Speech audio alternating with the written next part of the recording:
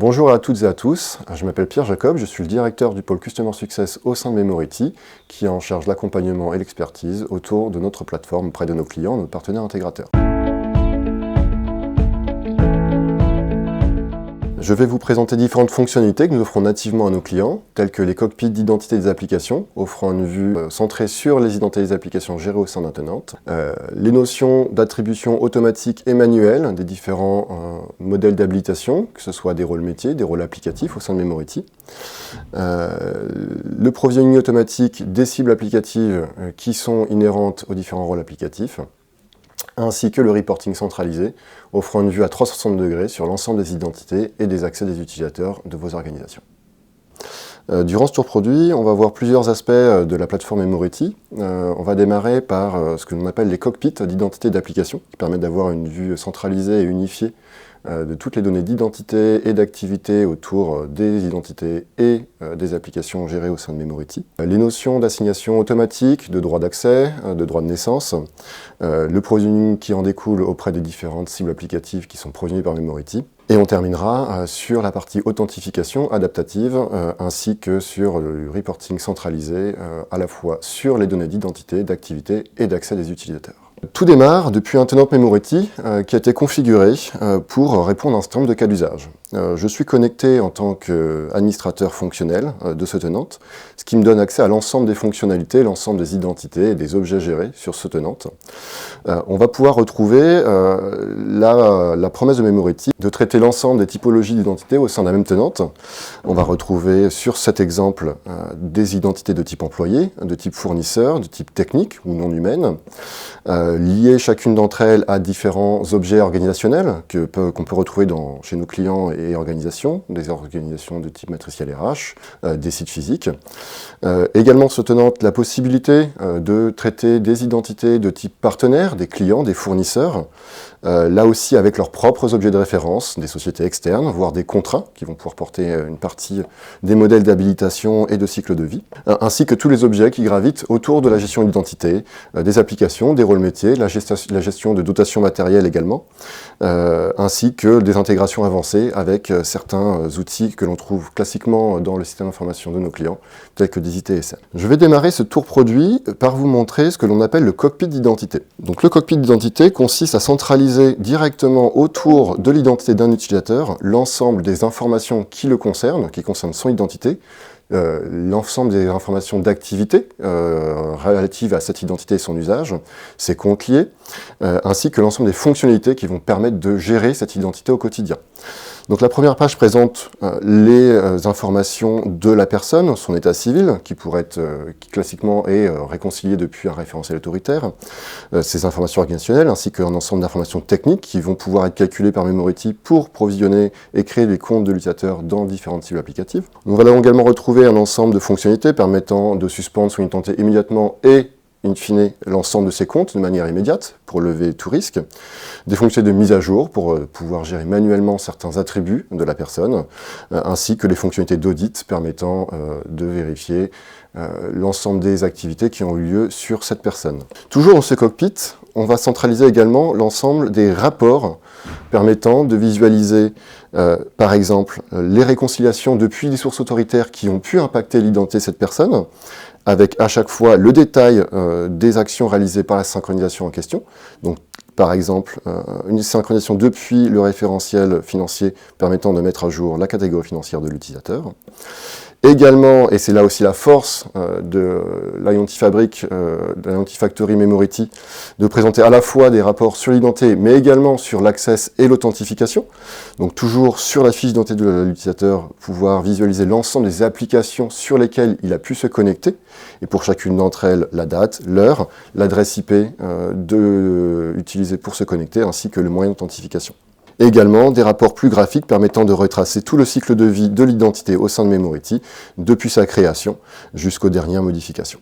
Memority permet également de visualiser l'ensemble des comptes applicatifs qui sont provisionnés et synchronisés par Memority. Pour l'utilisateur James Caillou, nous allons retrouver l'ensemble des comptes dont il dispose au sein de plusieurs référentiels applicatifs, Salesforce, Azure AD, ServiceNow, ainsi que des référentiels internes de la solution,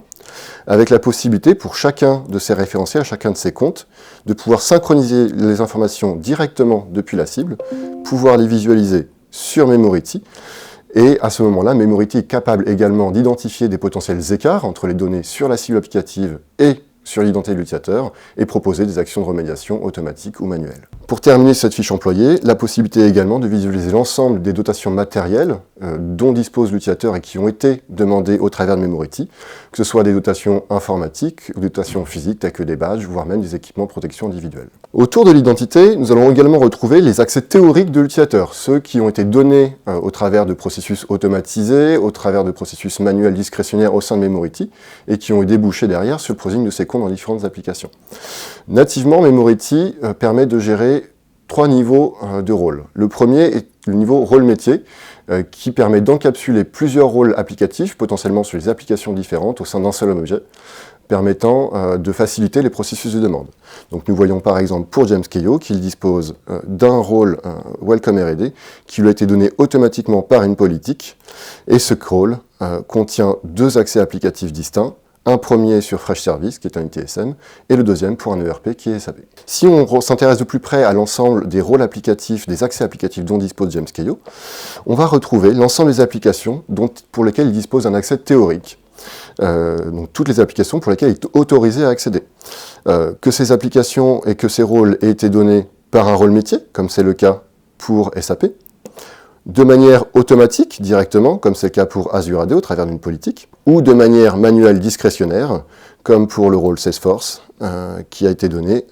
manuellement au travers d'un circuit de validation. La dernière catégorie sont les rôles d'administration Memority. Ces rôles sont entièrement configurables et vous permettent de désigner différents utilisateurs, différents acteurs du tenant, qui vont pouvoir accéder à un sous-ensemble des fonctionnalités configurées, et sur ces fonctionnalités pouvoir périmétrer les données, par organisation, par type d'identité, par application, auxquelles ils sont autorisés à accéder et à administrer. Enfin, pour terminer sur le cockpit d'identité, nous allons retrouver la partie moyens d'authentification qui centralise tous les moyens d'authentification dont dispose l'utilisateur, que ce soit lié aux offres de MFA Memority, que ce soit la gestion des mots de passe, également les clés de sécurité au sens FIDO2 du terme, Passkeys, Windows Hello for Business, YubiKey, et également des enrôlements permettant d'envoyer des codes OTP par SMS ou par email. Il faut savoir que Memority supporte un grand nombre de moyens d'authentification du marché, du certificat X509 jusqu'aux combinaisons mot de passe plus OTP, en passant par le Kerberos, par du MFA, du FIDO2, etc. Voici ce qui termine la partie cockpit d'application. Je vais maintenant vous présenter une autre vision, cette fois-ci non plus centrée autour d'une identité, d'une personne, mais centrée autour d'une application. De la même manière que Memority propose un cockpit d'identité, nous proposons également un cockpit d'application, permettant d'obtenir une vue centralisée autour des applications raccordées à Memority, ces écrans pouvant également être délégués à des responsables applicatifs, de lignes métiers, des chefs de projet au sein de votre organisation. Prenons pour exemple l'application Salesforce, qui est raccordée à Memority. À l'instar de la fiche d'identité, nous allons retrouver une fiche signalétique permettant d'identifier l'application en question, quel est son nom, quel est l'environnement ciblé par cette fiche-là, différentes informations permettant de l'afficher sur le portail. Également, tous les rapports d'activité relatifs et préfiltrés sur cette application, et uniquement sur cette application, pouvoir par exemple visualiser l'ensemble des accès de l'ensemble des utilisateurs du tenant sur l'application Salesforce. Pouvoir avoir cette même visualisation, mais cette fois-ci avec une carte permettant de filtrer graphiquement sur les localisations depuis lesquelles les accès ont été réalisés. Ces rapports étant bien entendu exportables au format Excel et CSV directement depuis nos interfaces. Memority permettant de gérer à la fois l'authentification, le CSO et les identités des utilisateurs. Ces rapports applicatifs permettent également, au sein de ce même cockpit, d'identifier et de visualiser l'ensemble des comptes provisionnés par Memority au sein du référentiel, visualiser très graphiquement l'ensemble des comptes qui sont synchronisés entre Memority et l'application en question, les comptes qui sont désynchronisés nécessitant une action ou une attention particulière, voire les comptes manquants qui doivent être créés ou remédiés manuellement. Également la partie recertification, au sens revue des accès, permettant de suivre l'ensemble des revues d'habilitation en cours sur cette application, pour les différents utilisateurs du tenant, visualiser les accès qui ont pu être certifiés par le passé et ceux qui sont encore en attente d'une validation des différents acteurs. Enfin, en combinant à la fois l'authentification et la gestion d'identité, Memority permet également de proposer des rapports composites, permettant par exemple d'identifier l'ensemble des comptes dormants, les identités Memority disposant d'un accès théorique à Salesforce, mais ne s'y étant pas connectés depuis un certain nombre de jours, et pouvoir, sur la base de ces informations, prendre des décisions telles que le retrait du rôle pour pouvoir gagner des licences et ainsi faire des économies. Toujours autour de ce cockpit, au sein de ce cockpit d'application, Memority permet de gérer directement la fédération, au sens SSO du terme, de chaque application, fonctionnalité qui peut également être déléguée aux différents chefs de projet et responsables applicatifs de votre organisation.